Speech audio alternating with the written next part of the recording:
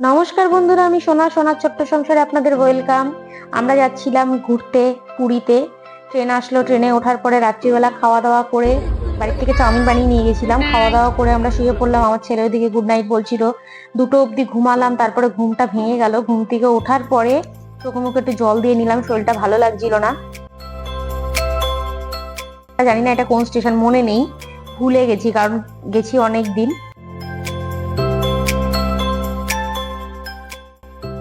এই যে পুরীতে নামলাম, নামার পরে স্টেশনের বাইরে গেলাম আমরা।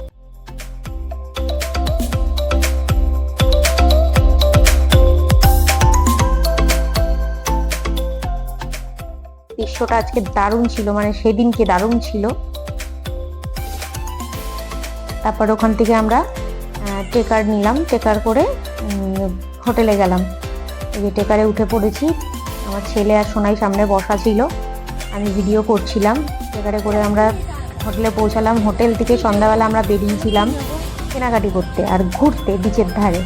কেনাকাটি করতে গিয়ে অনেকক্ষণ ধরে এটা নিই ওটা নিই এটা নিই সেটা নিই করতে করতে তারপরে পছন্দ হলো ঝুড়ি। মানে এগুলো আমার জন্য নিচ্ছিলাম না, আমি গিফট দেবো দুজনকে, তার জন্য আমি নিচ্ছিলাম। এটা অর্ডার করতে করতে ঝুড়ি নিলাম। একটা ঝুড়ি পছন্দ, মানে একটা ডিজাইন পছন্দ হলো, তারপর ঝুড়ি নিলাম। দুটো নিয়েছিলাম ঝুড়ি। এবার 2 রকমের ছিল, তার মধ্যে 1 রকমের নিলাম। তারপর ওখান থেকে বেরিয়ে আমরা ঝালমুড়ির দোকানে এলাম।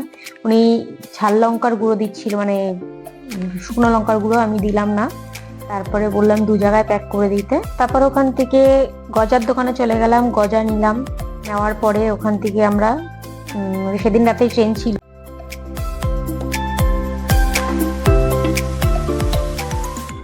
আমার ছেলে একটু লজ্জা পাচ্ছিল ওর ভিডিও করছিলাম বলে।